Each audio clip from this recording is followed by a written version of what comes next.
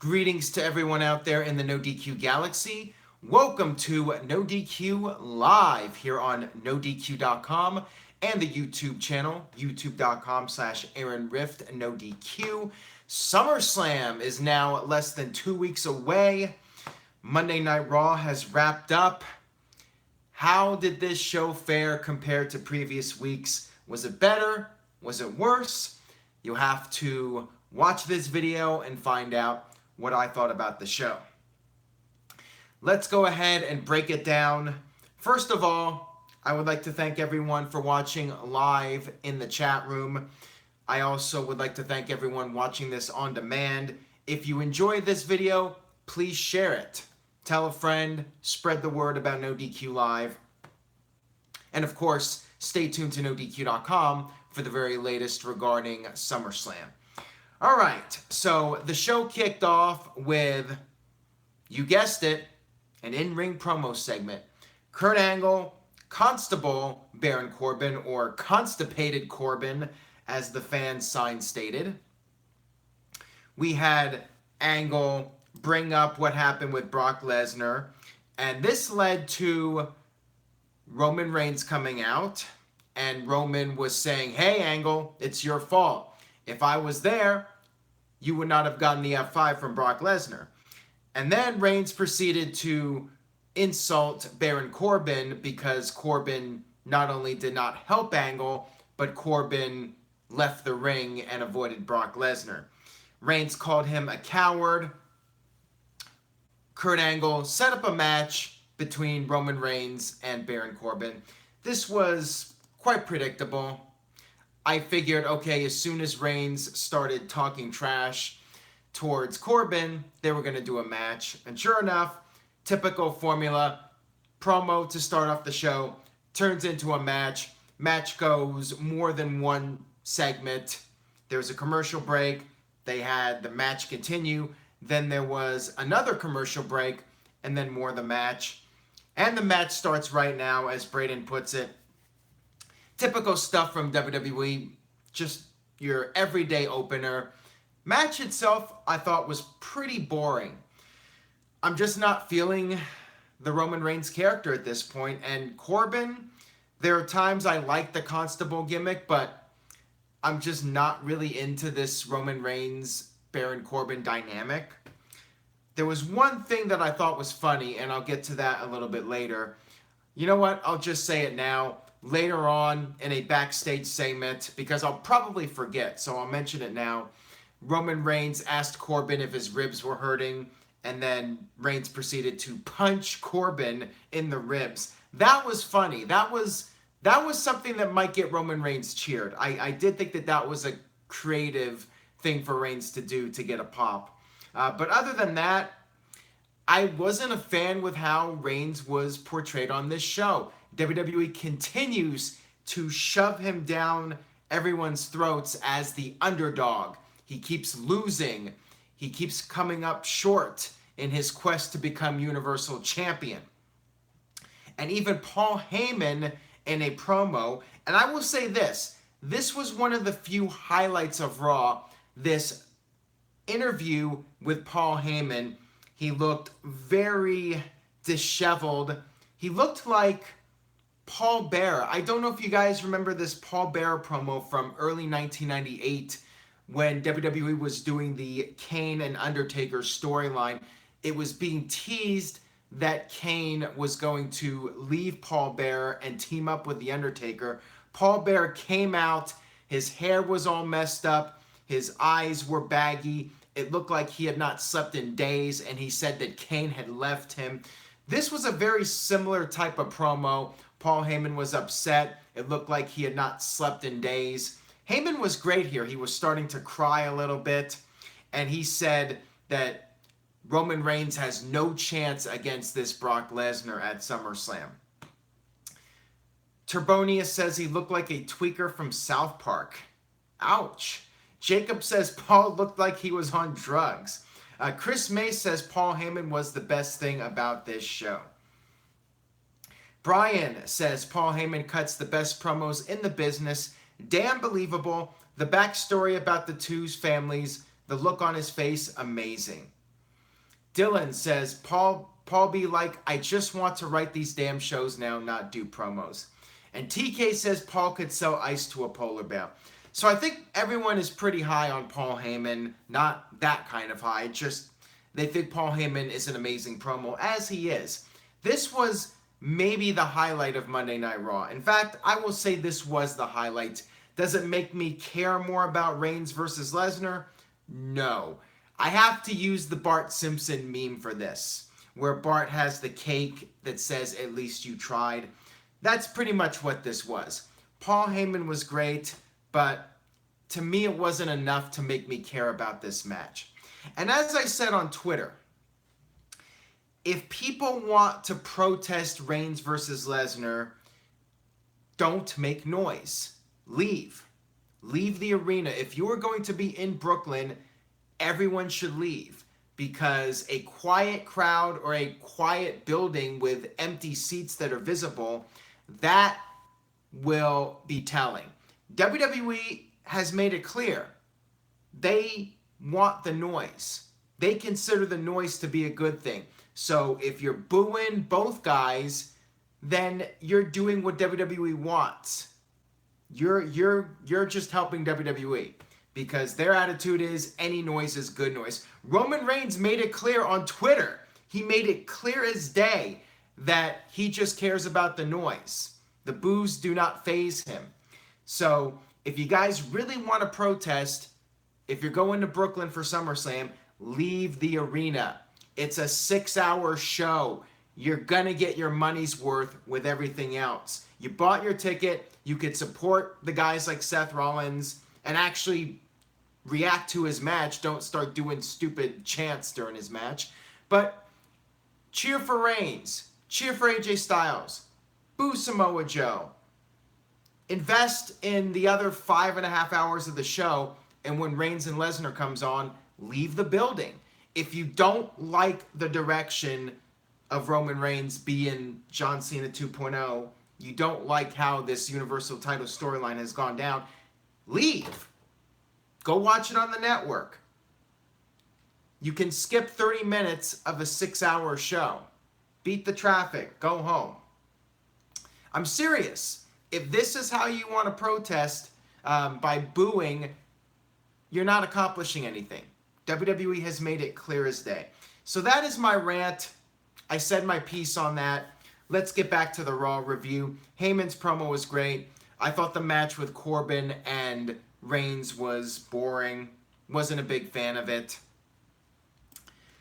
And that's the thing, though, as Chris Mace points out about the cash-in. Actually, it was Hero Villain 5 that mentioned it. The fans they'll buy into it because they'll think, okay, maybe Strowman's going to cash in, or maybe Owens, whoever wins that match, one of those guys will cash in. So, you know, I'm saying this, but it's not going to matter, because the fans in Brooklyn, they're gonna be there for the match. They're gonna boo it.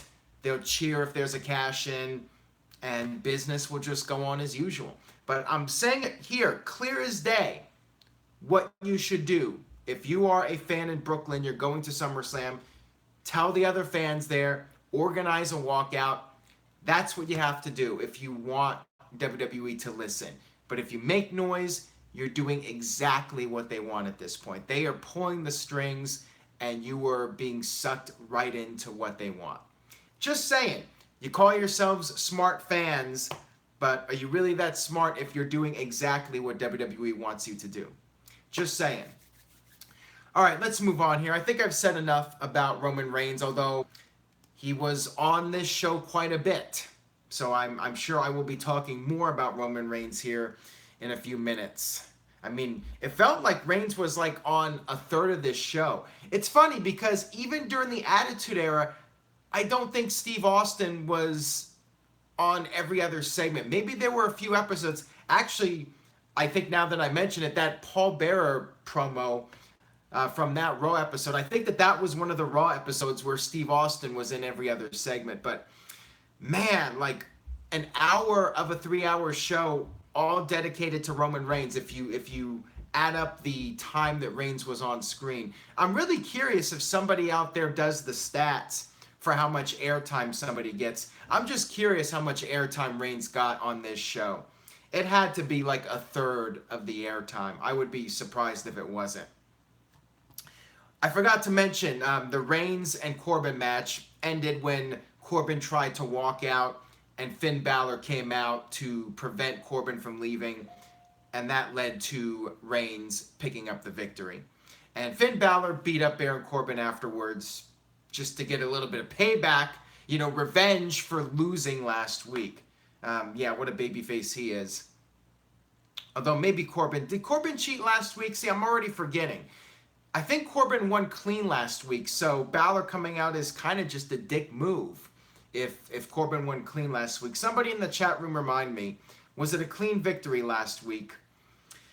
If it was a clean victory, then Finn Balor's just a dick for interfering here. Stevie Mac says 42 minutes and 36 seconds for Roman Reigns. I'm not sure if that's an accurate number, but I mean that sounds about right. I mean it was definitely a good chunk of this show. People were telling me it was a clean win last week. See, I don't remember. I don't remember if Corbin had the tights or it was a low blow. TK says it was clean. Chris May says it was clean. So yeah, Finn Balor is just a dick for interfering. He's getting revenge after he lost clean last week. And then he attacked the guy after the match. So what a babyface that Finn Fonzie Balor is. All right, enough of that. Let's move on here. I'm tired of talking about that. We had Bob Roode versus Mojo Rowley, a match that I think nobody really cares about. I did not care about it. Another boring match in my opinion. Bobby Roode at least picked up the win. I guess that's the end of Mojo Rawley's push, but then again, I really wasn't a fan of pushing the guy to begin with. To me, he just is missing something. Roode has potential, but Roode is not working out as a babyface. Mojo Rawley, I just don't really see much of a future for that guy. He's not really good as a heel, and he wasn't cutting it as a babyface either. Roode could at least benefit from a heel turn and maybe do something good in WWE. So I definitely think the right guy went over in this match. Mojo just doesn't do it for me. Moving on here, we had the Elias promo with his camera crew. He wanted them to circle around him since everybody revolves around Elias, which was kind of a nice little change of pace from the usual Elias promo. They brought up the documentary. By the way, somebody asked me if I had watched the Elias documentary and what I thought about it. I did watch it, and I thought it's fine if you're a die-hard Elias fan. Basically, it's a kayfabe documentary. I mean, they show clips of him playing guitar when he was younger, but it's pretty much an in-character kayfabe documentary with Michael Cole talking about how great he is. So if you're a die-hard Elias fan, I say go ahead and watch it, but there's so many other things you can watch on the network that I think is a lot better quality than the Elias documentary. I just thought it was okay. It's something to watch if you're bored or if you're a diehard Elias fan. But other than that, I think it's fairly skippable. Mike B with a $9.99 Super Chat donation. Thank you for that, Mike B. I pretty much tuned out Raw, watching reruns of Hell's Kitchen on demand, then switched to this stream. Raw sucks and NoDQ videos don't. Thank you for that, Mike B. I appreciate it. And you just paid for yet another month of the network. Thank you. $9.99, of course, for those of you looking to check out the network. Or maybe subscribe to Ring of Honor's streaming service. I believe that All In is going to be on Ring of Honor's Honor Club. So you can sign up for the Honor Club, and I think you'll be able to watch the All In event. Nelson with a $2 Super Chat donation. Are you an Elias fan? I have warmed up to him. At first I was like, man, this guy's just doing the rock concert gimmick light, but I think he's doing a good job overall. And I think there was some potential for him to be the IC champion. I think that would have been more interesting than Dolph record scratch Ziggler being the IC champion. But for whatever reason, WWE decided to go in a different direction. I think Elias would have been a very entertaining IC champion. Just my opinion. So WWE was building up a tag team match with Seth Rollins and a partner against Dolph Ziggler and Drew McIntyre. Now, this is an interesting sign of the times. 2 decades ago, WWE would make a big deal out of something like this, a mystery partner. They would build it up and hype it up. And a lot of times it would disappoint, but at least you would have the hype and you would have the speculation. WWE did not even bother with this. Michael Cole blatantly said Dean Ambrose is still hurt and he's not going to be there on the show. There was really no need to bring this up. Why not just keep fans guessing? I mean, it's not like you're setting them up for disappointment by maybe teasing that Ambrose will show up and then he doesn't. Just don't mention Ambrose. I think 20 years ago, this would have never happened. But today, it's just a sign. WWE really doesn't care about the TV ratings anymore. They just flat out said Dean Ambrose is not there. So you could scratch that off. As it turns out, there was no partner for Seth Rollins. Constable Corbin had Stephanie call Kurt Angle, or Stephanie just called Angle. I forgot what the details were. But basically, Stephanie said since Roman is in the main event at SummerSlam, they have to protect him. Roman Reigns could not be Seth Rollins' partner. Therefore, Rollins had to go out there alone. Why nobody stepped up to be Seth Rollins' partner, I have no idea. Seth Rollins is one of your top baby faces. Shouldn't he have friends in the locker room? Besides Dean Ambrose, who's injured, and Roman Reigns, nobody else could have teamed up with him? I don't know. Just weird to me. So Rollins was by himself again in a handicap match, and he got beat. Dolph Ziggler still has the record scratch. So yeah, they're doing a match at SummerSlam. No stipulation, just a straight up IC title match. They go from an Iron Man match to just a regular match. Now, they do have one more week to possibly add a stipulation. We'll see what happens.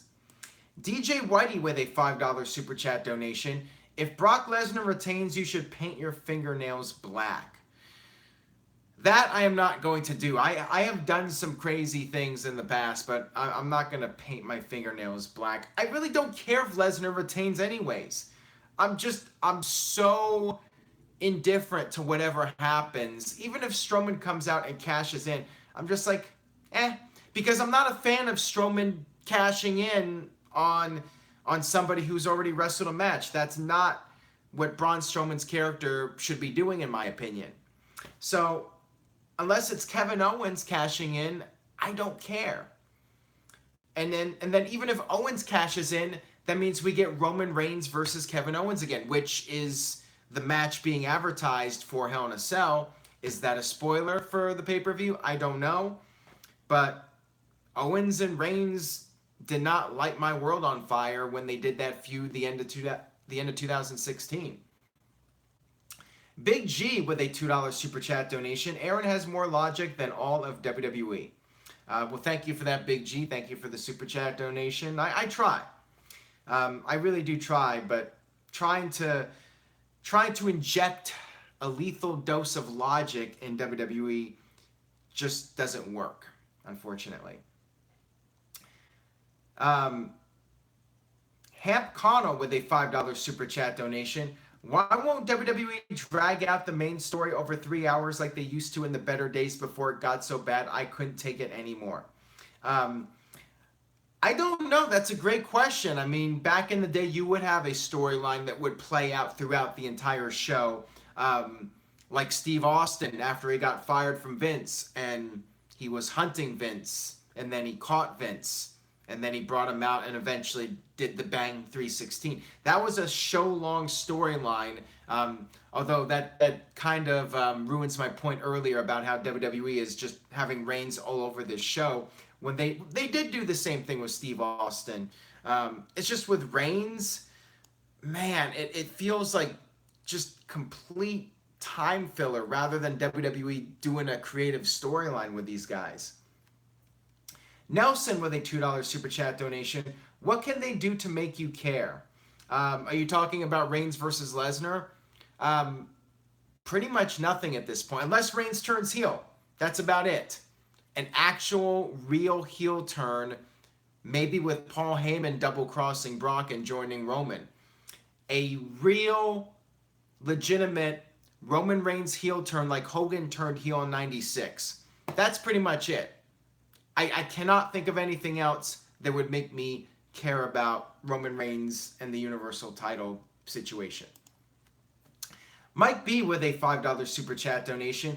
Congratulations to the big red mare, Glenn Jacobs, on the victory.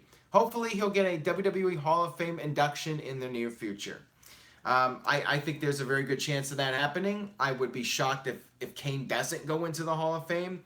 And of course, congratulations go out to Glenn Jacobs for his victory. Moving on here, I wanted to finish my point about Elias. I did enjoy his promo. We had Bobby Lashley, aka Bob the Lash, come out and interrupt the segment, and it was pretty lame. Lashley is just falling so flat here. They had the camera crew there, and Lashley beat up Elias, and they were filming Lashley as he beat up Elias. This was pretty dumb. Doesn't do anything for me again. And I believe they're doing a match now at SummerSlam. I'm losing track of what matches are set for SummerSlam. No, they're doing Corbin. They announced Corbin versus Balor again. Whoopee. How exciting. But I'm assuming it's going to be Lashley versus Elias at SummerSlam. If they haven't already announced it, I might have just missed it if they did announce something. Tony Braden with a $2 super chat donation. If Kevin Owens wins, should he have just won at Money in the Bank? Yeah, that would have been a good idea. I think we all said it when we did our predictions. Braun Strowman winning would be the least logical outcome. I shouldn't say logical, just the least desirable outcome, because he doesn't need it, and his character would not cash in Money in the Bank on somebody who's in a weakened state. Strowman's character would announce his cash in advance. It just, we all said it. He didn't need to win Money in the Bank, but maybe somebody in marketing said, "Hey, let's call him Monster in the Bank and sell a bunch of T-shirts," and Vince was sold on it. And he's like, "Ha, great idea," and they went with it. Who knows? So yeah, don't care about Lashley and Elias. Lashley's flat.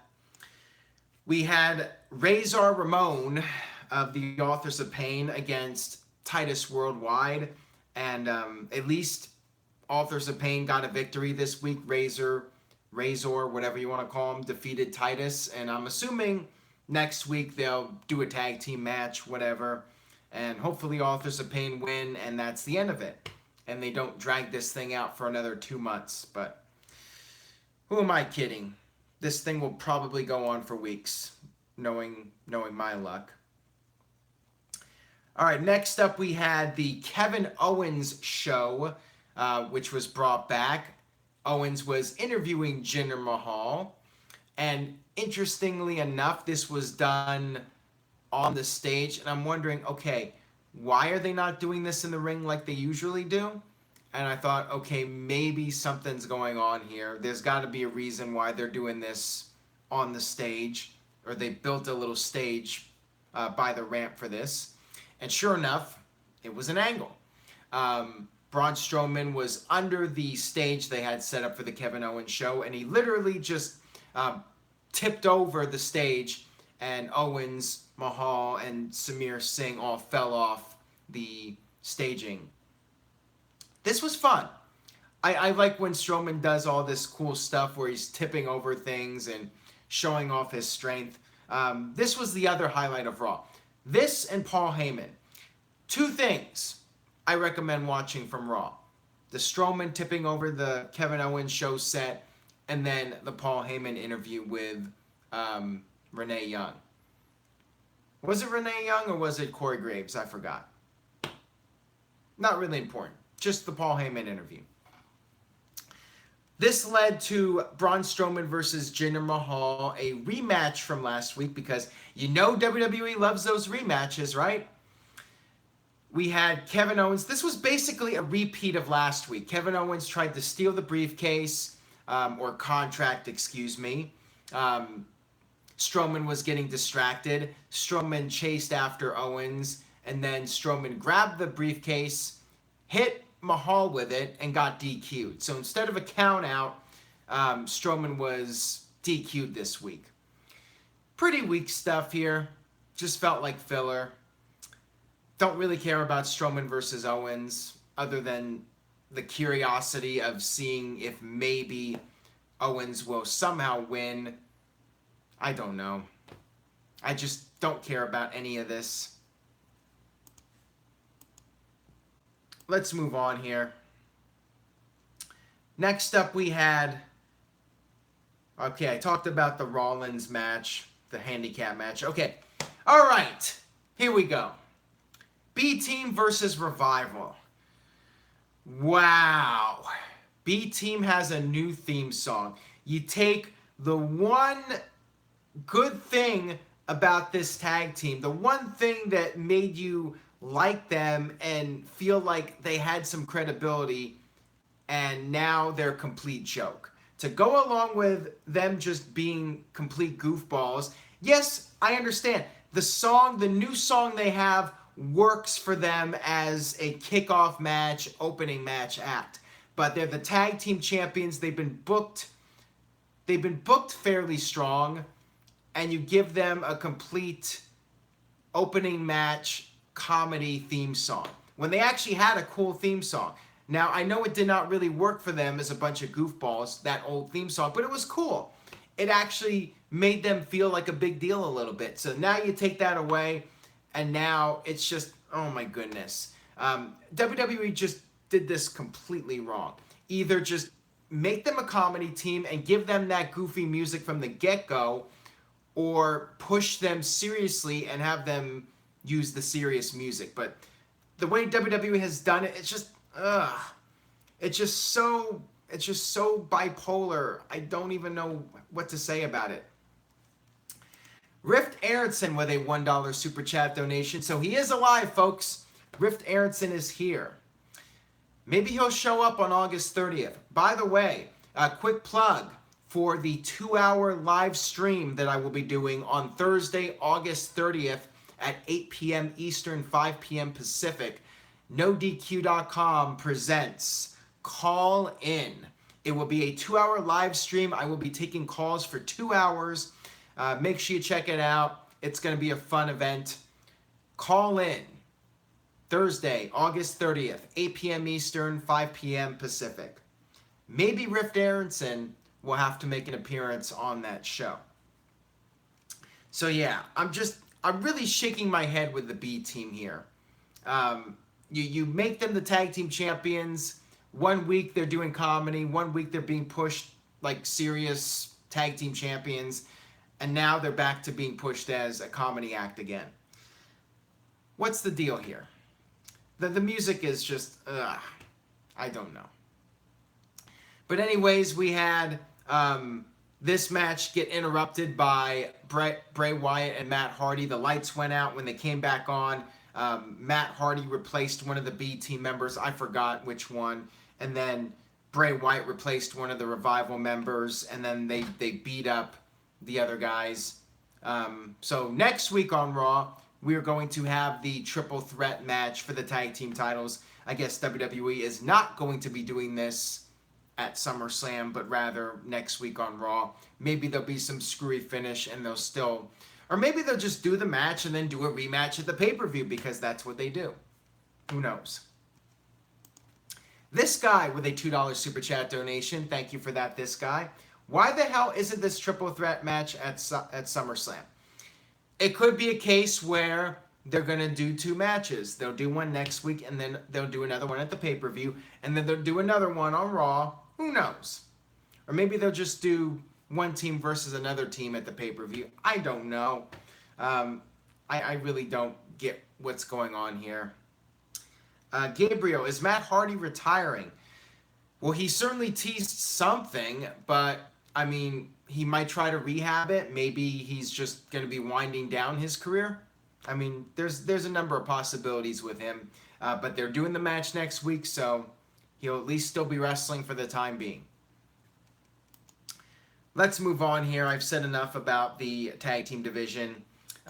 We had a Roman Reigns, Brock Lesnar video package, which, as I mentioned, just a lot of Roman Reigns on this show. The video package does nothing for me. It's just the same stuff we've been hearing about for weeks. Roman Reigns is trying to redeem himself, and he got screwed at the Greatest Royal Rumble, blah, blah, blah. And can he end Brock Lesnar's reign of terror, yada, yada, yada. Heyman did his sit-down interview, which I thought was really good. Heyman was great here. Wasn't enough for me to really care about the match, though. Mike Blake with a $2 Super Chat donation. Raw house show last night was better than Raw live. Well, I've been to Raw house shows, and, you know, they're fine. You know, it's fun, and if you can go for like $20, you know, it's a good deal. Raw is a challenge for me. The last couple of Raws I went to, yeah, they were kind of difficult to sit through. SmackDown is going to be in Portland on October 2nd. I might go to that. SmackDown Live has consistently been better. By the way, you know what's funny? There's a guy on Twitter that, this happens every week, by the way. This one guy says I'm too negative. So does he not watch the videos that I do on Tuesday nights? Correct me if I'm wrong here, but I pretty much praise SmackDown Live every single week. So how am I always negative if I say SmackDown's a good show and I enjoy it? I don't get it. I don't know why people make these comments. They read one thing or watch one video and they think that sums up my overall opinion. So, yeah. Don't know what else to say about that. Maybe he just likes Raw and is angry that I was criticizing Raw. Who knows? All right, so moving on here. Let's talk about the last 2 segments of the show, which were women's segments. The last 30-40 minutes of Raw women's segments. So a little taste of the Evolution pay-per-view coming up. Thankfully, there wasn't too much about that pay-per-view. I'm pretty sure they toned it down tonight, because if they were just mentioning it a lot, I would have remembered it. Maybe they did. Maybe they were just more subtle about it, which is good. I'd rather they be subtle about it instead of just saying, Evolution's coming up, the groundbreaking historic event coming up October 28th. We had the Riot Squad versus the Boss and Hug Connection. So still no sign of Bayley and Sasha feuding. We had the return of Ruby Riott. She interfered, which led to the Riot Squad winning via a fruit roll-up. So yeah, Ruby Riott's back. She had her injury. She was off TV for a few weeks, and I guess this feud must continue. Next week we'll get like Sasha Banks versus Ruby Riott, or Bayley versus Ruby Riott, something like that next week, I'm sure. Kev Dog says, you're just being real, bro. Well, thank you for that, Kev. I try, man. I really do try. And now the main event segment, which was Ronda Rousey versus, I want to say Alicia Fox, but Alicia Fox came out with Alexa Bliss's music. I thought this was hilarious because WWE was making a big deal about Alicia Fox, how she won this triple threat match a decade ago to win the Divas title, and she's a big star. But then she cannot even come out with her own music. She has to come out with Alexa Bliss to Alexa's music. They cut a promo, and Alexa is talking trash. Alicia's talking trash. They're clearly stalling for time. There wasn't really much of a match here. It was more stalling than anything else. Ronda eventually came out. They had the match. Alicia retreated to the outside. Alexa Bliss tried to interfere twice. Alicia briefly got control, and then Ronda did her trademark angry face, made her come back, hit a bunch of body shots to Alicia, and then quickly tapped her out. I mean, quick. Alicia immediately tapped out when she got in the armbar. This guy with a $2 super chat donation. WWE are too damn obvious with the Roman push, and then he gave the middle finger. Is that a middle finger emoji? Do they really have middle finger emojis, or is that just the number one symbol? I can't even tell. I'm half blind here. I'm not sure if that's an actual middle finger. If so, wow, YouTube. I'm a little surprised by that. They better not complain about my videos if they're allowing middle finger emojis.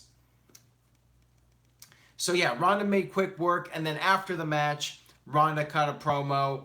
Alexa tried to attack her and failed. Ronda was able to fight her off very easily, and Alexa took off, and that was Raw. So the problem with this is Alexa has no credibility. No one buys her as a serious champion. Ronda obviously has the credibility. Why do this? Why have Alexa try to attack her and fail? Just makes Alexa look like a complete joke of a champion. So yeah, it doesn't really do anything for me in terms of getting people excited for this match on pay-per-view and feeling like Alexa has any real chance of winning without tons of outside interference or some sort of shenanigans. It's just like Jinder Mahal. I mean, Alexa Bliss is pretty much the female Jinder Mahal, and everyone's throwing up their middle fingers. The Rift NoDQ fan says, and Vince McMahon with his BS politics, he gives the middle finger. W Glass 90 says middle finger emojis are so old. Yeah. So that is Raw, everybody. All right, letter grade. Here we go.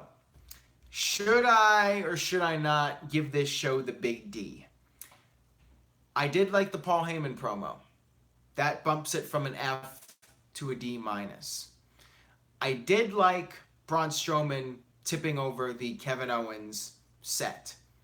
That bumps it from a D- to a D. Is there anything else I can bump this up to? Somebody give me a reason to bump this up to a D+.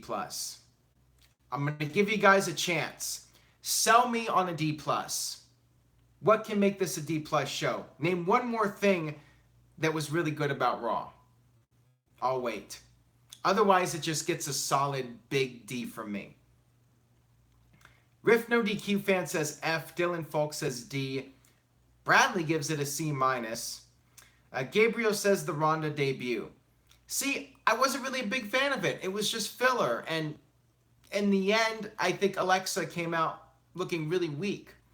Ronda obviously doesn't need the rub. She's already over. This should have just been a quick squash, eliminate the filler, and don't have Alexa failing to get any heat. As Virtue would put it, Alexa got no heat, so no. Ronda segment, blah. Elias's promo. All right, fine. Fine, Nelson. He gave a $2 super chat donation. Elias's promo. I didn't like the Lashley stuff, but Elias was good. So, all right. D+. I give this Raw a D+. But yeah, I still thought it was a below average Raw. Definitely not a good show in terms of getting me excited about SummerSlam. This guy with a $2 super chat donation, please tell my girlfriend Nikki, not Bella, I love her. I love her. There you go. Oh, you mean you love her. This guy loves her. So there you go. Kayfabe Candy Ass says, D is fine, pretty dull show. Not sure why this show needed a 10-minute overrun too. So much filler in the 3-hour era. I agree, man. I agree. You got 3 hours already. I mean, an overrun back in 1999 when Raw was fun to watch. Yeah, that was fine. But doing a 15-minute overrun, I don't think it was that bad. I think it was 10 minutes.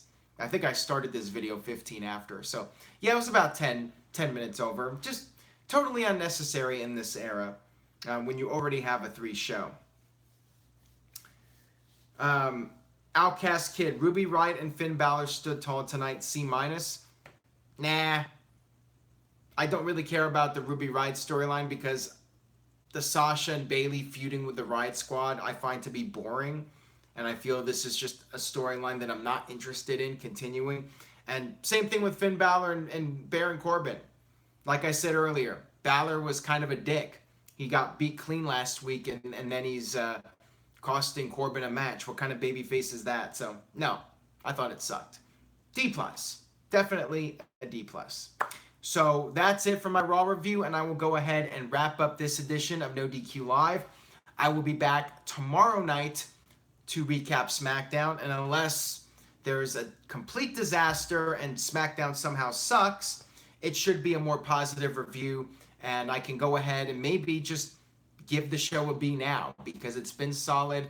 It's been a good show week in and week out, so I will tentatively give this show for tomorrow night a B. I will give SmackDown Live a B unless they just completely screw up. Just a placeholder letter grade. So I will be back tomorrow night for SmackDown recap. Maybe I'll talk about some of the other news stories. And don't forget, 2-hour special video. Call In is the name of the video, the live stream. Check it out, August 30th, 8 p.m. Eastern, 5 p.m. Pacific. Please spread the word, tell a friend. And on that note, I will see you guys next time. Wait! Wow, I was just about to click it off. Walter Cruz with a $2 Super Chat donation. The best part of Raw was when it ended. Ouch, that's pretty brutal. Thank you for the Super Chat, Walter Cruz. I appreciate it. That Riff No DQ fan says, good review, by the way. Thank you for that. Like I said, watch the Paul Heyman promo. Watch Braun Strowman tipping over the Kevin Owens show set. Other than that, I say screw Raw. Forget about Raw and watch SmackDown tomorrow night. SmackDown's usually worth watching from start to finish. So on that note, I will wrap up NoDQ Live. I will see you guys next time.